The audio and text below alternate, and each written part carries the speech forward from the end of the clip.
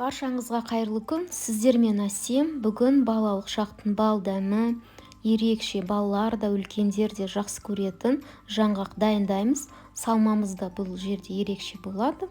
Ең алдымен жаңғақтың қамырын елеу үшін бізге сары май, қамыр қопсытқыш, ұн және қант ұнтақ қажет. Сары майымыз жұмсақ, бөлме температурасында болу керек. Сары майымыздың үстіне қант ұнтағымызды салып, одан кейін жұмыртқамызды жарып салып араластырамыз. Араластырып болғаннан кейін ұнды қамыр қопсытқышымызды салып араластырамыз. Ұнымыздың барлығы біріккеннен кейін қамырымызды қолымызбен елеп аламыз. Қамырымыз жұмсақ болады. Қамырымыз дайын. Енді бізге арнайы жаңғақ пісіретін пеште қамырымызды пісіру оңай болу үшін кішкентай бөліктерге бөліп қамырымызды дайындап аламыз.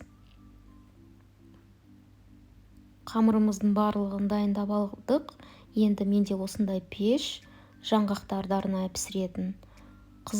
Қыздырып алғаннан кейін үстіне жаңғақ қамырларын салып 3-5 минут пісіріп аламыз.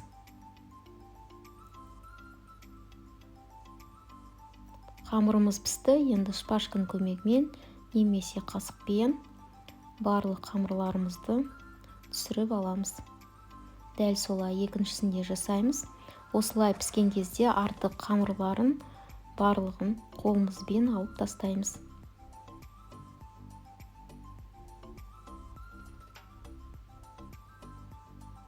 Барлық қамырларымызды жаңғақ пісіретін арнайы пешімізде пісіріп алдық. Енді бізге салмасына бізде қойытылған сүт және үйде жасалған джем, алма джемі, шоколад, фисташка жаңғақ қажет.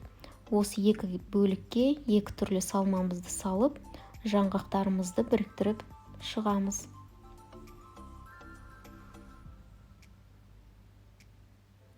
Одан кейін мен су моншасында шоколадымды ерітіп алам. Еріген шоколадтың бір шетіне шоколадты аунатамыз. Одан кейін жаңғаққа аунатып аламыз. Осылай шоколад немесе жаңғаққа аунатып жасамасаңыздар болады. Мен осылай жасағым келді, ерекше болу үшін. Жаңғақтарымыз дайын болды. Өте дәмді, үгіліп тұрады қамыры. Балалар да үлкендер де жақсы көреді. Осындай дәмді жаңғақ дайындаңыздар. Менің каналыма лайк басып, комментарий жазуды ұмытпаңыздар. Келесі кездескенше.